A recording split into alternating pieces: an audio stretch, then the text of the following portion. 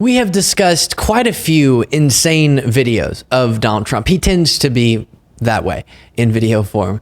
But today I have something for you that is quite the doozy. And so we'll get to the batch at large that he posted every once in a while. As we've gone over, he'll just post a bunch of videos of him obsessively ranting and raving at this camera about usually mostly his legal troubles, but some other things thrown in there as well.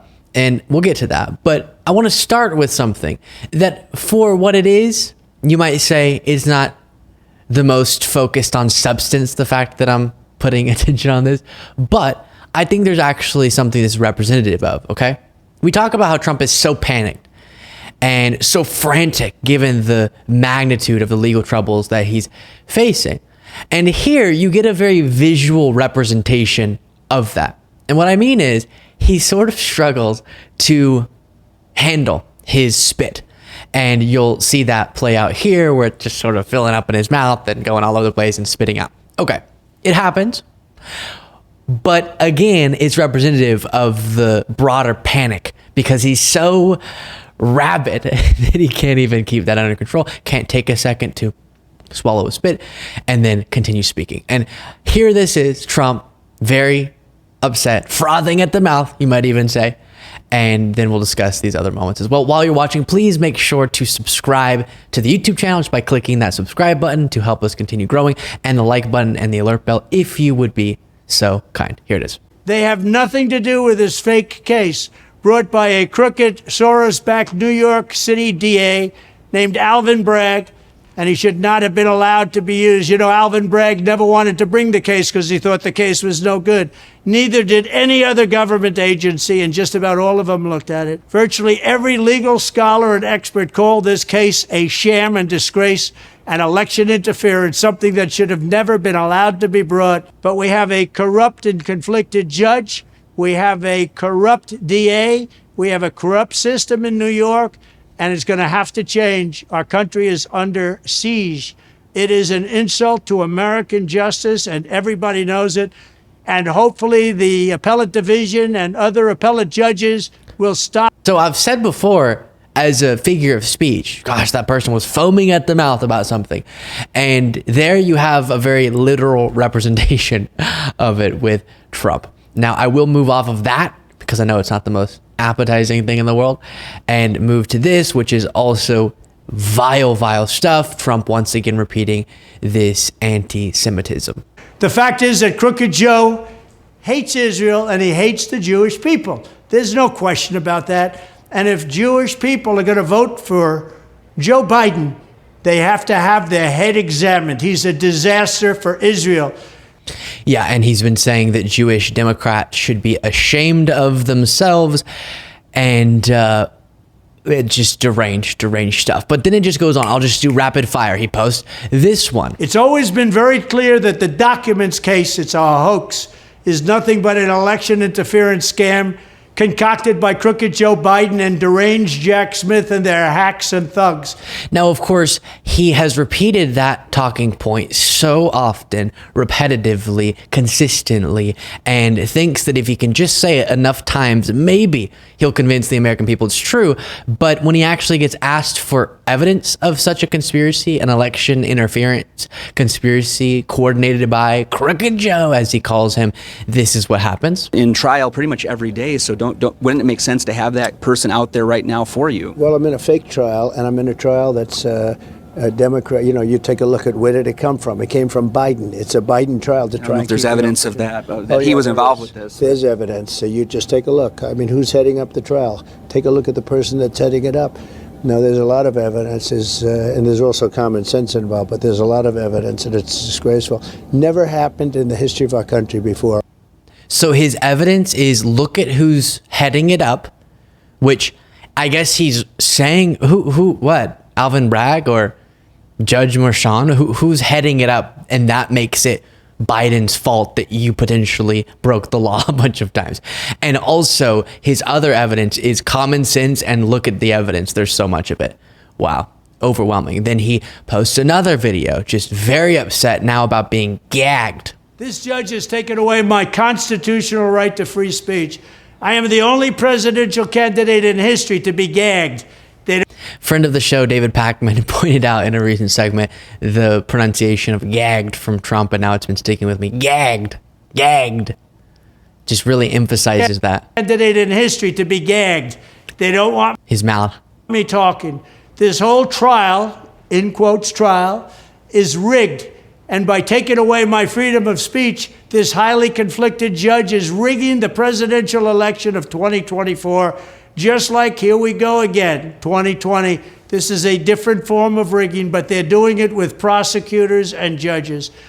So, of course, it's a very dangerous, and I'm just showing you bits and pieces of all of these videos. This is sort of how he does his therapy sessions, just screaming at a camera and frothing at the mouth. And I'm just showing you bits and pieces to get a sense, but I guess some of his followers just can't wait for the next batch of Trump videos to drop. And it's super dangerous. As you're picking up on, I sometimes have to address some of these things in a lighthearted manner just to stay sane and not go crazy and melt down into a stressed ball. But, and we'll actually get to something that relates to what I just said in this next video, but it's as serious as it gets. And there, Trump pushing preemptively lies about this upcoming election. And if he loses, you know, he's already laid the groundwork to say, see, the legal cases were this election's version of interference, of a stealing operation. And that is very frightening. It is going to cause damages that we don't yet know. And that is something that we should be concerned with. And then in this next video, Trump says something that is just absolutely not true, and I'm living proof of it, and many in my audience are living proof of it. Has anyone ever noticed that there's just no happiness on the left? They're not happy. They're not happy people, and for good reason. Thank you very much. What a video. That one's just that, by the way. Now, Donald, thank you for being concerned with my happiness and with the happiness of those on the quote unquote left. But I will say there's a day coming up, November 5th, that I predict will be a very happy day for us over here on the unhappy left.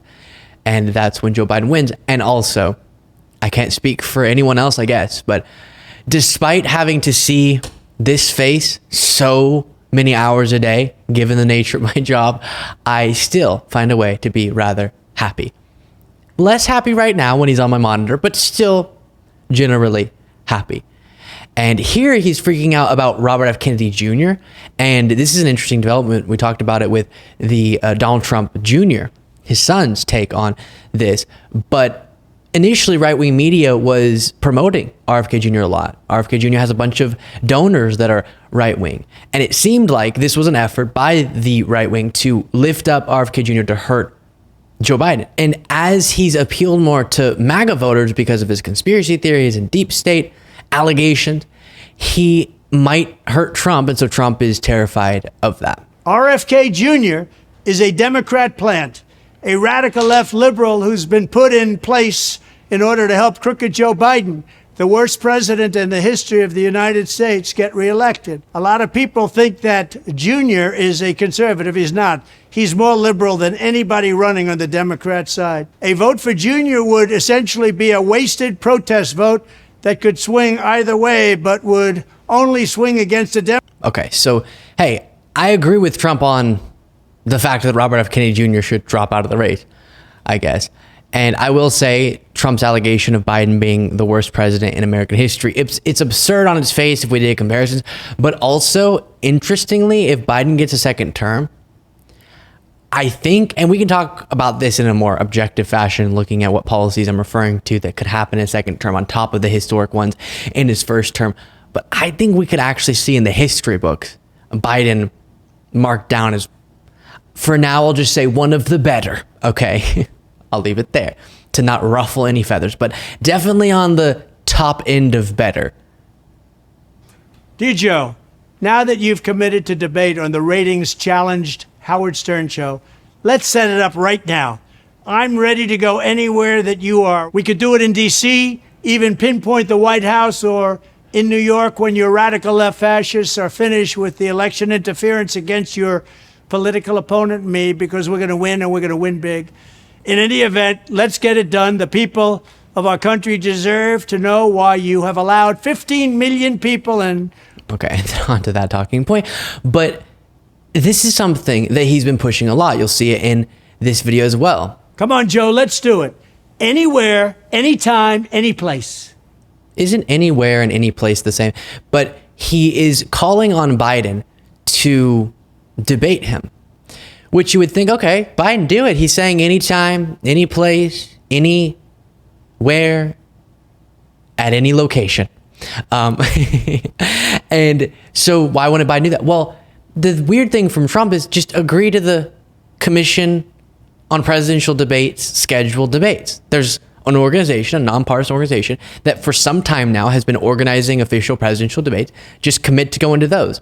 Oh, but he thinks the Commission on Presidential Debates is unfair because they're not going to cast Sean Hannity or something as the moderator. And so he's actually holding up what could be a very easy scheduling, logistical decision for Biden, because he's been planning on going, it seems, to these Commission on Presidential Debates, commission debates, if that makes sense. And one of them actually at my alma mater, Texas State. And so I definitely know that's been scheduled. Trump could just go to that, but instead he's saying it needs to be outside of that organization, I guess. And thus he's trying to make it seem like to his followers, I'm the one demanding Biden debate me, and he's not going to do it. Just so everyone knows, especially the young people, Crooked Joe Biden is responsible for banning TikTok. When you don't have your TikTok pretty soon, 175 million people out there, remember, Crooked Joe is the one that wants to do it. He's the one pushing it to close and doing it to help his friends over at Facebook become richer and more dominant, and their product isn't the same. It's not good. And a lot of people are very unhappy about it. So young people, be careful going after Facebook, Trump. A lot of the people who believe conspiracy theories that work in your interest believe it because they saw it on Facebook. But it's so interesting. He's done a 180 completely on TikTok. He was trying to ban TikTok. Now he's saying that Biden's trying to ban TikTok. And later in this video, he acts like Biden trying to ban TikTok is an effort to allow Facebook to engage in election interference. And everything comes back to his allegations of election interference. And it's just a complete flip-flop there from Trump. I'll leave it there. Thank you all so much for being viewers of this show. If you want to become a member, you can do so by clicking the join button. And let me know what you think of each and every video by dropping a comment below.